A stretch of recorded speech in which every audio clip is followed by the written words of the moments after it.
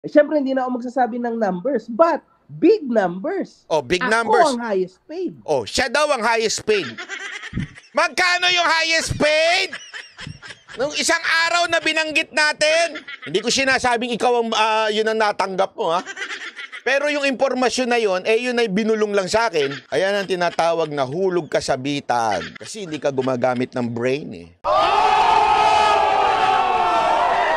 Tirahin na natin itong may init na issue ngayon. Pasok, intro! Hey yo, what's up sa inyo mga kapenyo? At today meron na naman tayo napaka-init na reaction video. Banat bay, bumanat na rin dito kay Makagago at lalong umiinit ang tensyon nitong dalawa mga kapenyo, no? Na kung saan pati si Kayo talagang binanatan na rin dito ni Banat Bay. Walang takot si Banat Bay na banatan etong si Makagago at si Kayo mga kapenyo, dahil nga kumbaga talagang alam ni Banat Bay ang kanyang pinaglalaban dito. At sinabi rin ni Banat Bay na nahulog na rin daw sa bitag etong si Makagago pagkatapos niyang umamin na siya ay highest paid sa mga binayaran ng gobyerno. At tara mga kapenyo, wag na natin patagalin at sabay-sabay natin panoorin kung ano nga mainit na banat ni Banat Bay. Eto si Banat Bay, the same. Or Banat Bay ba? Or Banat Bay? Ewan ko sa putang inang yan. Banat na sa kanila yun. Aha. Tuwan-tuwa naman si Kayo. Tuwan-tuwa naman siya.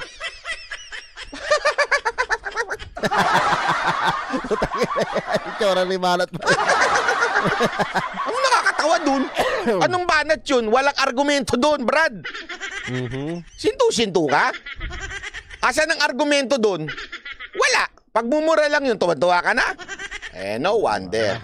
Oy. Makikita mo yung level ng utak ni Kaayo.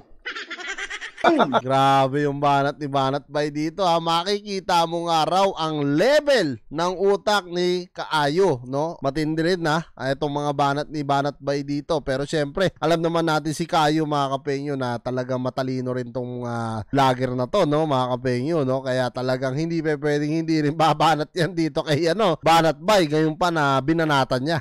Isipin mo, boss Kayo, ha?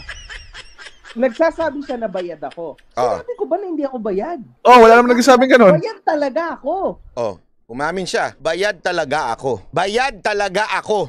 Inamin niya. Inamin niya talaga. Dito pa lang, case closed na eh. Napaamin natin na bayad siya. Mantakin mo, inamin niyang bayad siya. And he is proud na bayad siya, ha? Tingnan nyo, ha? Proud siya na bayad siya. Ang bayad sa akin, hindi lang, siyempre hindi na ako magsasabi ng numbers, but big numbers. Oh, big Ako numbers. ang highest paid. Oh, siya daw ang highest paid. Magkano yung highest paid? Nung isang araw na binanggit natin, hindi ko sinasabing ikaw ang yun ang natanggap mo, ha? Si Banat Bay, putang ina, matalino rin talaga yung mga banat niya rito, no? Ikaw ang highest paid. Pero yung impormasyon na yun, yun ay binulong lang sa akin. Ayan ang tinatawag na hulog kasabitan.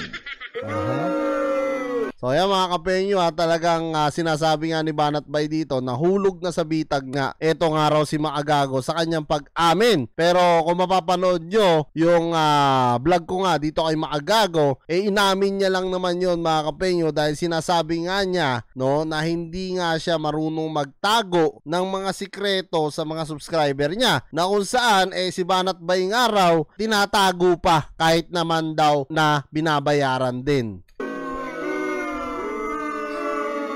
Hulog ka sa bitag ng banateros. Kasi hindi ka gumagamit ng brain, eh. Gamit-gamit minsan ng brain. Yep.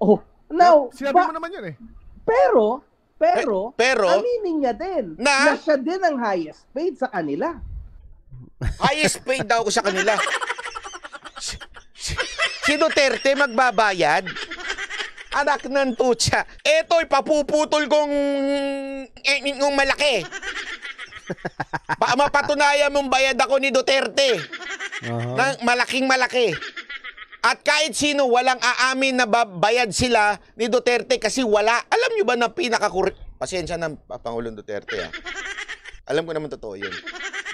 Kasi hindi kailangan magbayad ni Pangulong Duterte ng supporter. Kasi organic si Pangulong Duterte. Kaya nga ngayon wala na siyang pakinabang, sinusuportahan pa rin siya ng mga vloggers eh. Why? Think about this ha. Bakit ang daming vloggers na sumusuport pa rin kay Pangulong Duterte even if wala na siyang pakinabang, naging presidente na siya? Para sa akin, mga kapenyo, kung bakit may asim pa din no si Tatay Digong sa mga tao. Maganda kasi yung pamamalakad niya nung naging presidente siya. Nakita nyo naman mga kapenyo yung nagawa talaga ni President Digong no sa bayan natin at talagang malaki yung pinagbago. Even though na medyo marami nga lang ang krimen na nangyayari na against naman sa ibang tao, at least kahit papano no, gumanda-ganda yung lupang sinilangan natin, which is yan ang gusto talaga ng mga kapwa nating OFW no, na at the end of the day makabalik tayo sa ating mga bayan na tayo na lang yung nagtatrabaho sa sarili nating bansa, hindi yung hinahawakan tayo ng mga ibang lahi. Real talk po yan. Kasi very organic si Pangulong Duterte.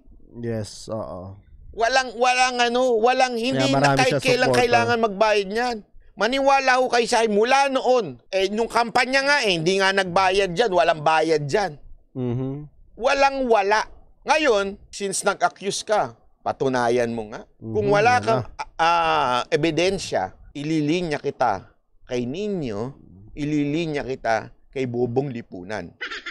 Yan mga kapenyo, maganda. Ito, umiinit na ng umiinit mga kapenyo ha. Meron na namang isang katanungan no, si Banat Bay dito kay Maagago na talagang ano kaya magiging sagot no ni Maagago rito. Gago! Yun ang totoo. Sama-sama kayo sa isang linya. Pag nag-akusa, puro walang ebidensya. Yun no. Di ba ho? Wala. Tuloy. Easy lang yan. Tapos, yung amuyong niya na si Kaayo, naniwala naman. Ang tanga rin, ano? Ano kaya magiging sagot dito ni MG, no? Doon sa sinasabi ni Banat Bay na, yun nga, sinasabi ni MG na highest paid si Banat Bay, pero wala naman daw ebidensya, kaya ililinya rin daw niya kila Nino, no? Itong si Maagago. Ano kaya magiging sagot niya ron? Curious ako. Bobo talaga. Siyang highest paid ni Duterte. Sana totoo, no? Kasuhan mo na, hindi. Alam mo, itong mga ganitong tao, waste of time. Pero ang sarap kasuhan eh. Kung may pera lang ako. Hindi, sarap kasuhan pag may pera lang ako. Pero wag na, mag-aksela ako ng abogado. Idagdag mo sa listahan to, Jay Guevara, ha? Ligdagdag mo. Tuloy. Guys, kasi yung mga nagsasabing sayang ang oras ko dito, ipapaliwanag ko sa inyo kung bakit ko ito dinidiscuss. Huwag niyo pong sabihin sayang ang oras. Mga banateros, ipapaliwanag ko sa inyo kung bakit hindi waste of time ito. Kasi ang mga tao hindi magets kung bakit natin binabanata ng mga ganitong vloggers. Eto, imagine ninyo mga kaibigan. Imagine ninyo ha, imagine ninyo, inamin niyang siya ang highest paid. Ang tanong, sino? Sino ang maninira sa mga Duterte at Kibuloy? Tanungin ko kayo, ordinaryong Pilipino? Sino maninira kay Pastor Kibuloy at kay Pangulong Duterte? Tambay sa kanto? Ang maninira lang kay Pangulong Duterte, syempre yung nasa gobyerno ngayon. Sinisiraan nila ang mga Duterte kasama si VP Sara Duterte dahil makakalaban nila yan. Makakalaban nila yan sa eleksyon. Totoo yan mga kapenyo, no? May punto rin yung banat dito ni Banat Bay na kung saan talagang malaki po kasi ang tsansa no, ni VP Sara na manalo maging isang presidente, na kung saan talagang alam naman natin sa politika labanan po dyan, no? Ito wala po tayong kinakampihan kahit kanino, no? Kasi naging botante rin ako ni Marcos at lalo na kay President Digong, ex President Digong, talaga naging solid supporter din ako. Kaya nga nung nagtandem yung BP Sara at President Marcos, talagang yan kaagad yung aking binoto, no? Kasi ang ganda ng tandem Pero hindi natin ina-expect, di ba, na mag-aaway pala etong dalawang, alam nyo na mga kapenyo. Nakakalungkot lang isipin, pero ganyan talaga sa politika, no? Masanay na tayo. Kahit ako, since bata pa, meron talaga ako napapanood na mga ganyan, nag-aaway talaga. Hindi talaga may iwasan yan. Ang tanong, mga kaibigan, kaya hindi ito waste of time. I'm not focusing on Makagago. Si Makagago, aminadong bobot gago. Putong ina. Solid, tangina. Solid yung banat doon. Hindi yan ang punto ko dito. This is not about who is greater, me or Makagago. No, this is about your money. Your tax na binibigay sa mga vloggers. Mantakin nyo, pinaghirapan yung pagtrabauhan, pinaghirapan ng mga anak ninyo, tapos ibibigay sa vloggers? Hindi ba kayo mabibwisit doon? Yun ang pinaka-importanting issue dito. Tax ng taong bayan ang ibinibigay sa mga hindot na yan. Putang ina, grabe yun. No, solid yung real talk ni Banat Bay dito kay Makagago, at hindi nga lang daw kay Makagago, no, kung hindi sa mga taong nagbabayad ng tax, tapos ibibigay nga lang daw sa mga vlogger. So talagang grabe yung siraan dito ng both parties, no, mga kapengyo. Hindi ho, pera nila. Sa tingin nyo gagastos ng magkano yan kada buwan? Hindi lang ho siya, ang dami nila. Since umami na to, ibig lang sabihin marami silang mga vloggers na binayaran. Kasi iisa ang tono nila Siya ang highest paid nga lang. So paano yung iba? So binayaran yan.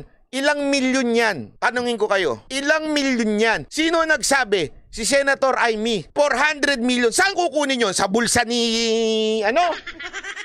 Ayun, mga kapengyo, no? So dito may punto, no? Yung binabanat din ni Banat Bay. Pero syempre, mas mainam pa rin na marinig din natin, no? Yung rebuttal dito ni Makagago at ni Kayo, mga kapengyo. Gayong tinira na rin neto ni Banat Bay si Kayo dito. At sinasabi nga ni Banat Bay na sana nga raw, no, magising na tayo, lalong-lalo na sa ating mga Pilipino na nagbabayad nga ng mga tax, at lalong-lalo na sa mga nagbabayad ng mas mataas na tax. Tapos ipamimigay nga lang daw dito sa mga vlogger. So parang sinasabi ni Banat Bay doon na may nangyayari talaga, no, sa ating gobyerno na kinukurakot talaga, no, yung pera. Pero syempre hindi pa rin natin pwedeng panigan kaagad yung isang panig nang hindi rin natin naririnig yung kabilang panig. At syempre kung kayo tatanungin ko, mga kapengyo, ano nga masasabi nyo dito sa banat ni Banat Bay kay Makagago, na kung saan puro real talk din, no, ang binanat dito ni Banat Bay. Comment nyo na lang down below lahat ng mga opinion nyo, mga kapengyo, at lahat-lahat po yan mabasa ko. Maraming salamat, mga kapengyo, at kita-kita lang tayo sa susunod kong reaction videos.